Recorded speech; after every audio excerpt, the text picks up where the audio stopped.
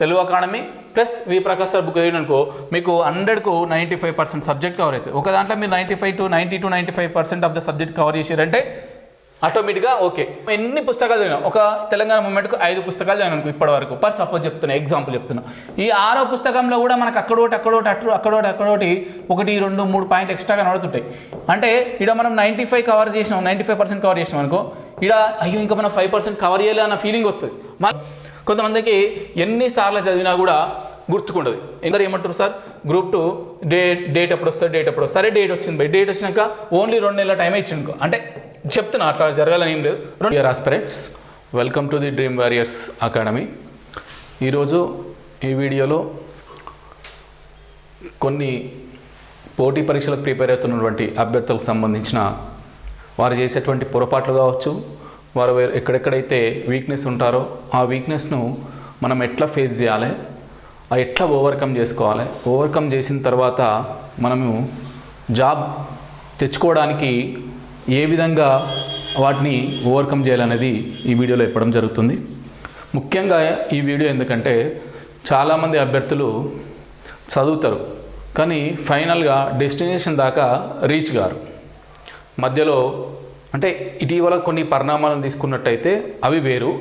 వాస్తవంగా పోటీ పరీక్షలు చదివేటువంటి విద్యార్థులకు ఉండాల్సినటువంటి మైండ్ సెట్ కానీ లక్షణాలు ఎట్లుండాలి, వాళ్ళ యొక్క ప్రిపరేషన్ ఎట్లుండాలి అని చెప్పడం కోసము ఈ వీడియో చేయడం జరుగుతుంది. ముఖ్యంగా ఈ వీడియోలో ఇప్పుడు చాలామంది అభ్యర్థులు ఏమడుతున్నారంటే సార్ గ్రూప్ 2 ఎగ్జామ్ ఎప్పుడు ఉంటుంది అని అడుగుతున్నారు. నేను ఇక్కడ ఏం చెప్పాల్సుకున్నా అంటే గ్రూప్ 2 ఎగ్జామ్ మేబీ ఒక 4 months to 6 months లోపల ఉంటుండొచ్చు. ఎందుకంటే ఇక్కడ పర్టికులర్గా చెప్పకపోవడానికి కారణం ఏంటంటే మనకు మేనిఫెస్టోలో ఏప్రిల్ 1 నాడు మనకు గ్రూప్ 2 అని చెప్పేసి ఇచ్చారు.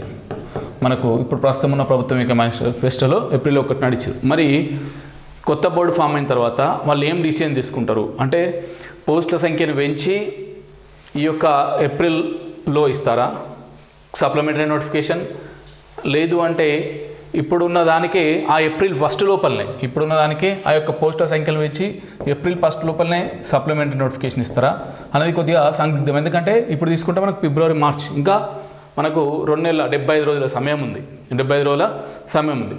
కాబట్టి నేనేమనుకుంటున్నా అంటే ఇదమిద్దంగా మ్యాక్సిమం వాళ్ళు ఏ చర్య తీసుకున్నా కూడా ప్రస్తుతం ఉన్న గ్రూప్ 1 కైనా గ్రూప్ 2 అయినా కూడా జస్ట్ నా పర్సనల్ ఒపీనియన్, ఇలా ఎటువంటి ఇష్యూస్ లేవు.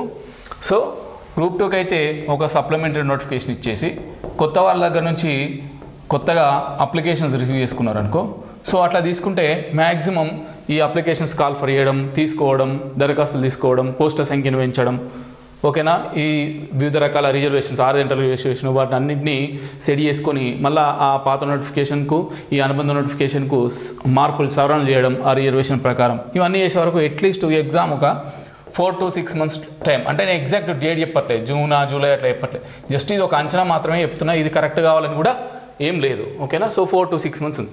సో ఇవన్నీ పక్కన పెడితే ఎవరైతే ఇన్ని రోజులు స్తబ్దుగా ఉన్నారో, ఎవరైతే ఇన్ని రోజులు చదవడానికి కొద్దిగా ఇంట్రెస్ట్ చూపలేదో వాళ్ళందరూ కూడా ప్రిపరేషన్ స్టార్ట్ చేశారు. కనీసం ఇప్పుడైనా ఇక ఏమంటారు నవర్ నెవర్, లేకపోతే ఇప్పుడు కాదు, ఇప్పుడు కాకపోతే ఇంకెప్పుడు కాదు, డూ ఆర్ డై ఇట్లా మస్తు చెప్తారు కదా. సో అట్లా నేను ఏం చెప్తున్నా అంటే అట్లా మీరు మీ యొక్క ప్రిపరేషన్ను కొనసాగించండి. ఈ ప్రిపరేషన్ను కొనసాగించే క్రమంలో మీ యొక్క బలహీనతలు ఏవైతే ఉంటాయో వాటిని జయించండి అని నేను ఇక్కడ చెప్పదలుచుకున్నాను. ముఖ్యంగా ఏంటంటే మీరు చేయాల్సిన పరిస్థితి, మీకు మినిమం నీకు టైం ఎంత తీసుకున్నా అంటే మినిమం ఒక 4 నెలల నుంచి 6 నెలల వరకు, 4 నెలల నుంచి 6 నెలల వరకు టైం ఉంటుందని తీసుకున్నా. సో ఇంత టైము ఆ ఎగ్జామ్ డేట్ చెప్తున్నా, ఎగ్జామ్ డేట్ 4 నెలల నుంచి 6 నెలల లోపు ఉంటుంది. కాబట్టి అంత టైము మేము పకడ్బందీగా చదవగలుగుతామా లేదా అని ముందు మీరు ఒకసారి ఆలోచించుకోండి. మేము టైం కేటాయించగలుగుతామా, 6 నెలల వరకు ఆ ఎగ్జామ్ టైం వరకు పరిపూర్ణంగా సబ్జెక్ట్ను సిలబస్ను చదవగలుగుతామా అని ఒక్కసారి మిమ్మల్ని మీరు అనలైజ్ చేసుకున్నాకనే మళ్ళీ కొత్తగా ప్రిపరేషన్ స్టార్ట్ చేసినా సరే, రివిజన్ చేసినా సరే, ఫ్రెష్గా స్టార్ట్ చేసినా సరే, ఇవన్నీ కూడా ముందు ఒకసారి ఆలోచించుకోండి. ఇంత 4 నెలల నుంచి 6 నెలల టైం ఉంటుందని అనుకుందాం. సో దాని ప్రకారం మీ యొక్క మానసిక స్థితి ఎట్లుందో అజ్యూమ్ చేసుకున్న తర్వాతనే రంగంలో దిగండి. తర్వాత ఈ యొక్క ప్రతిరోజు కూడా కంపల్సరీ ఇక నేను ఏంటంటే మళ్ళొక్కసారి ఇప్పుడు మనం ఫ్రెష్గా అంటే ఆల్రెడీ కొద్దిగా కొంతమంది మొత్తం సిలబస్ కంప్లీట్ చేసి ఉండొచ్చు, కొంతమంది సగం చదివి ఉండొచ్చు, కొంతమంది కొన్ని లిమిటెడ్గానే చదివి ఉండొచ్చు. ఇట్లా మళ్ళా కొత్త ప్రిపేర్ అయిన వాళ్ళకి మొత్తం మళ్ళీ ఫ్రెష్గా రీఎంట్రీ అంటారు కదా, అట్లా చేసిన వాళ్ళ కోసం చెప్తున్నా. సో ప్రతిరోజు కూడా కంపల్సరీ ఇప్పటి నుంచైనా 8 to 10 hours చదివే ప్రయత్నం చేయండి. 8 to 10 hours చదివే ప్రయత్నం చేయండి. మళ్ళీ మీకు ఈ వీడియో చేస్తున్నంతసేపు మీ డౌట్ ఏమొస్తుందంటే ఎగ్జామ్ ఎప్పుడు ఉంటుంది అది పక్కా పెట్టండి. నేను అందుకే ఫస్టే టైం జోన్ చెప్తున్నా, ఒక 4 నెలల నుంచి 6 నెలలు. అందుకే తక్కువ 4 నెలలు చెప్పిన. 4 నెలల కాడ 3 నెలలు ఉన్నా కూడా, ఒకవేళ 3 నెలల లోపల ఎగ్జామ్ ఉన్నా కూడా ఉండదు, మేబీ ఉన్నా కూడా మీరు సిద్ధమయ్యేటట్టు మీ యొక్క ప్రణాళిక ఉండాలి, ఆల్రెడీ చదివిన వాళ్ళు. సో అట్లా రోజు 8 నుంచి 10 hours కంపల్సరీ చదివే ప్రయత్నం చేయండి. సో ఈ 8 to 10 hours ఒక 2 slots 3 slots మీ ఇష్టం ఉన్నన్ని స్లాట్స్ పెట్టుకొని, ఒక స్లాట్లో ఒక సబ్జెక్ట్, ఇంకో స్లాట్లో ఇంకో సబ్జెక్ట్, ఇంకో స్లాట్లో ఇంకో సబ్జెక్ట్ చదివే ప్రయత్నం చేయండి.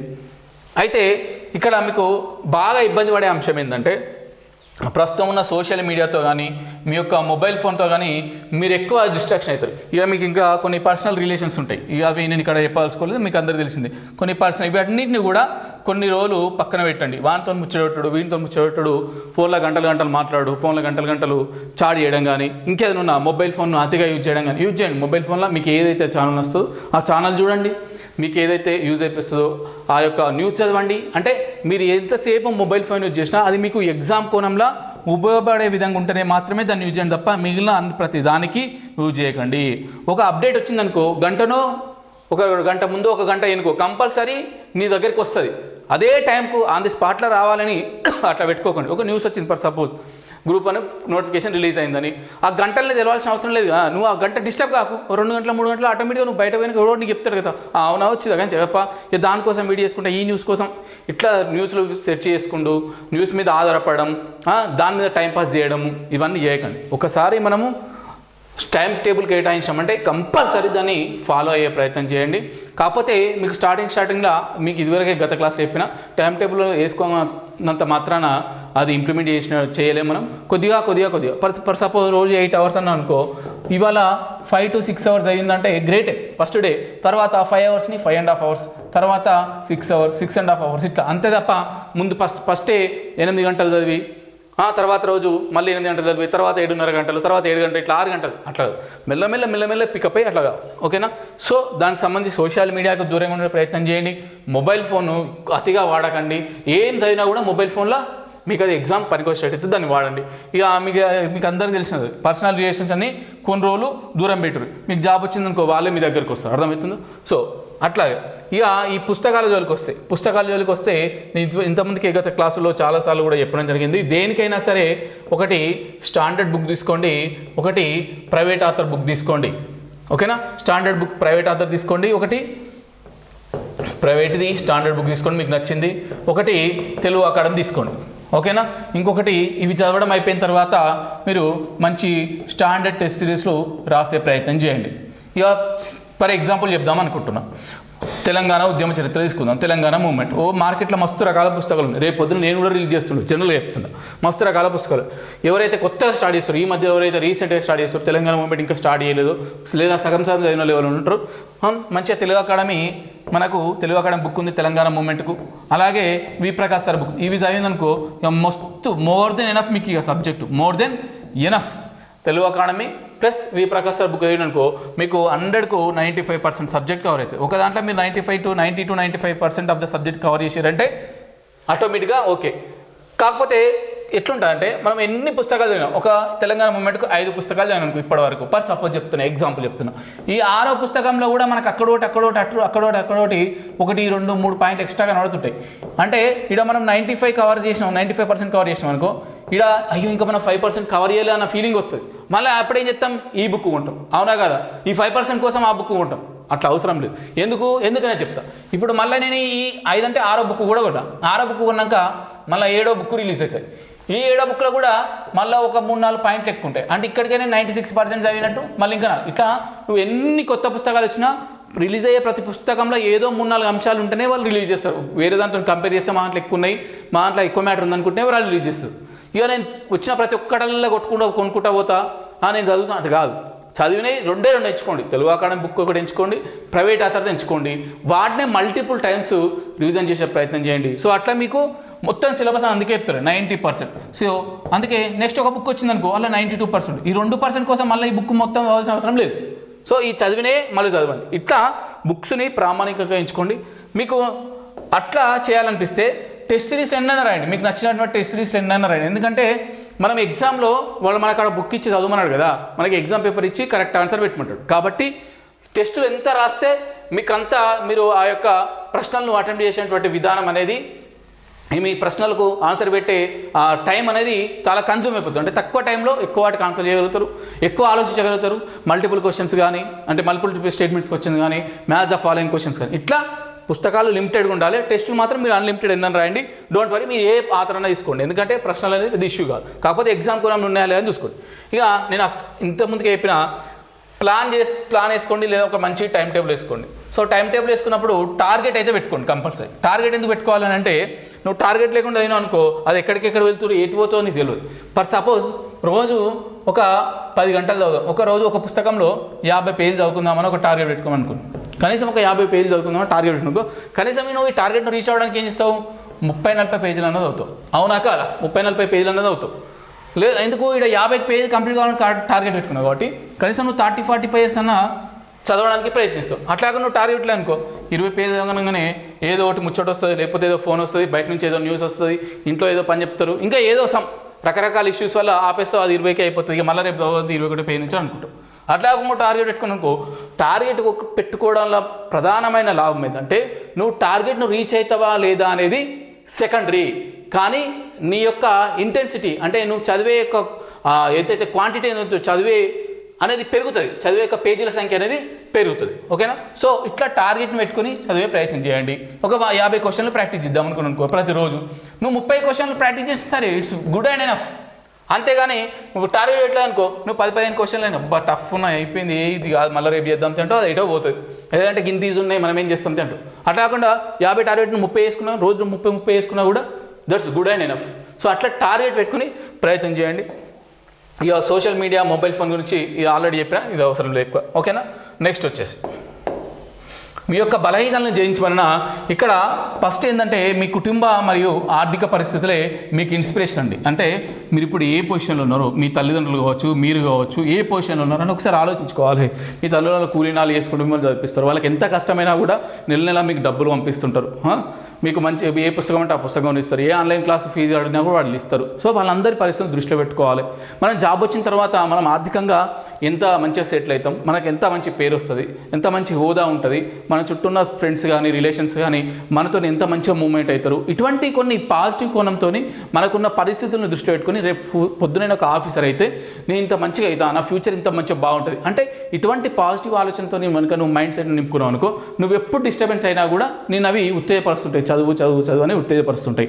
అర్థమవుతుందో? సో అట్లా మిమ్మల్ని మీరు మోటివేట్ చేసుకునే ప్రయత్నం చేసుకోండి. అంటే నువ్వు ఉన్న పరిస్థితి, నీ యొక్క కుటుంబ పరిస్థితే నీకు ఇన్స్పిరేషన్ కావాలి, ఎవరో వచ్చి నిన్ను ఇన్స్పైర్ చేయరు అనేది గుర్తుపెట్టుకునే ప్రయత్నం చేయండి. ఓకేనా?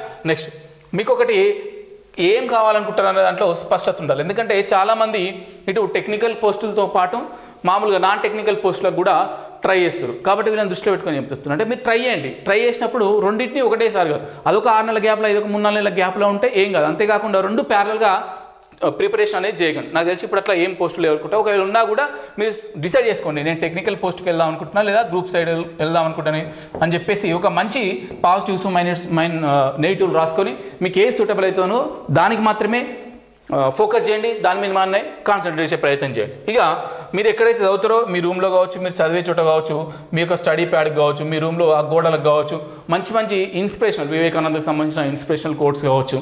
ఓకేనా? మన డ్రీమ్ వారియర్స్లో అకాడమీలో చెప్పేటువంటి ఎప్పటికీ స్లోగన్ చెప్తున్నారు, don't stop the race in middle of the game అని చెప్పేసి. సో అట్లా మంచి స్లోగన్స్ కావచ్చు, మిమ్మల్ని ఉత్తేజపరిచే కొటేషన్స్ ఎప్పుడు కూడా అతిపెట్టుకున్నారనుకో, అవి చూసినప్పుడల్లా మిమ్మల్ని మీరు మోటివేట్ అవుతుంటారు. అట్లా మీ యొక్క బలహీనతలను ఎట్లా జయించాలంటే ఇది ఓవరాల్గా అంటే ఒకటే ఉండదు, ఒక్కొక్కరికి ఒక్కొక్క రకమైన బలం. కొంతమందికి ఇంకేం బలహీనత ఉంటుంది ఒకసారి చూద్దాం. కొంతమందికి ఎన్నిసార్లు చదివినా కూడా గుర్తుకుండదు, ఎన్నిసార్లు అని వాళ్ళు అనుకుంటారు, కానీ అది ఎవరికైనా సరే గుర్తుండదు. కనీసం 3 సార్లు చదివితే తప్ప గుర్తుండదు ఎవరికి, కనీసం 3 సార్లు చదవాలి. అర్థమవుతుందా? చదివేటప్పుడు ఇంపార్టెంట్ పాయింట్ను అండర్లైన్ చేసుకోవాలి. సరే అండర్లైన్ చేసుకుంటున్నా నాకు గుర్తుంటలేదు, అటువంటిప్పుడు కనీసం ఇంపార్టెంట్ పాయింట్స్ను నోట్స్లో రాసుకోండి. ఓకేనా? లేదు అంటే ఇట్లా కూడా గుర్తులేదంటే చదివిన దాన్ని ఒకసారి కళ్ళు మూసుకొని రివైజ్ చేసే ప్రయత్నం చేయండి. కళ్ళు మూసుకొని రివైజ్ చేసే ప్రయత్నం చేయండి. ఏదైనా సరే మనం ఒకటి రాదు అని అనుకున్నాం అనుకో, అది రానే రాదిగా వస్తుంది. మనకెందుకు రాదు అంటే కంపల్సరీ దానికి ఉన్న మార్గాలను మనం అన్వేషిస్తుంటాం కాబట్టి అటువంటిది.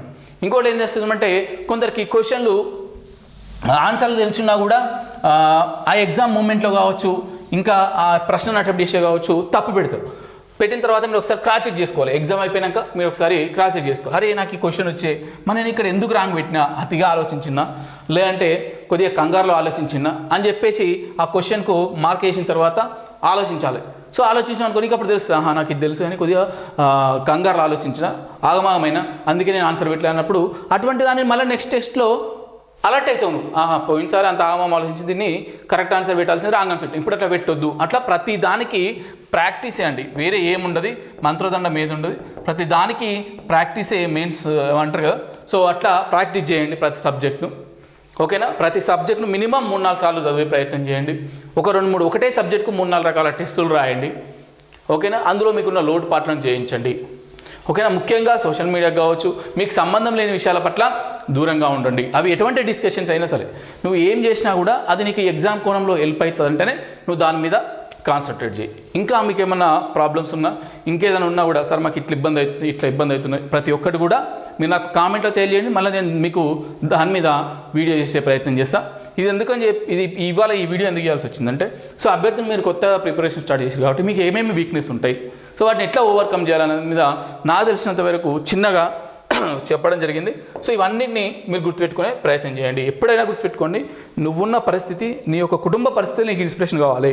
మేము మా ఆర్థిక పరిస్థితి నుంచి బయటపడాలంటే ఏం చేయాలి, మా కుటుంబం మంచిగా ఉండాలంటే ఏం చేయాలి, నా ఫ్యామిలీ మంచిగా ఉండాలంటే నేను ఏం చేయాలి, నేను రోడ్డు మీద పోతుంటే ఒక 10 మంది మనకు విజయాలంటే ఎట్లా నేను చదవాలి. సో ఇట్లా ఆలోచించాలి ఎప్పుడు కూడా.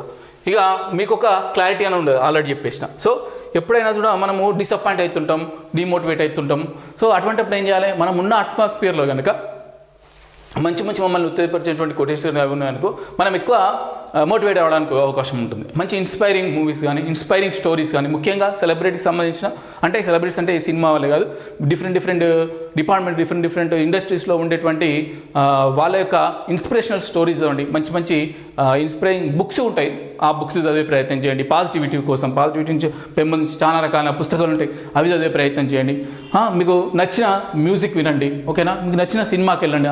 అదని చెప్పేసి మొత్తం సినిమాలో చూసిన పని పెట్టుకోకండి. అట్లా మీ మైండ్ రిలాక్సేషన్ కావడానికి, మీరు మళ్ళీ రీఛార్జ్ కావడానికి ఏం చేయాలనుకుంటే మీకు నచ్చిన పద్ధతిలో ఏం చేయండి. కానీ మీ యొక్క పర్సనల్ టైం మాత్రం అస్సలు దుర్వినియోగం చేసుకోవచ్చు.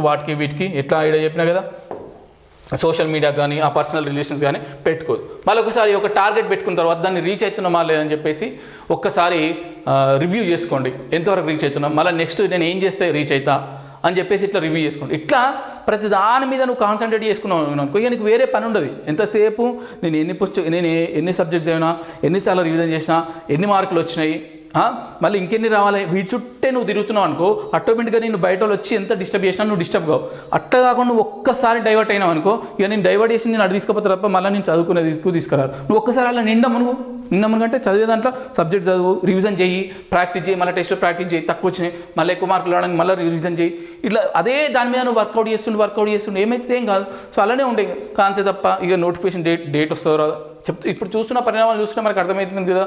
సో ఎప్పుడో ఒకసారి ఒక మినిమం 4 months 6 months టైంలో కంపల్సరీ గ్రూప్ 2 ఎగ్జామ్ ఉంటుంది. మరి అలా అని చెప్పేసి ఆ డేట్ ఇచ్చాక నేను చదవా అంటే, డేట్ ఇచ్చినాక సపోజ్ 2 నెలల టైం ఉంటుంది అనుకుంటా. మీరు అందరూ ఏమంటారు, సార్ గ్రూప్ 2 డేట్ ఎప్పుడు వస్తుంది, సరే డేట్ వచ్చింది డేట్ వచ్చినాక ఓన్లీ 2 నెలల టైమే ఇచ్చిండుకో అంటే చెప్తున్నా, అట్లా జరగాలని ఏం లేదు. 2 నెలల టైంలో మరి నువ్వు చదవగలుగుతావు?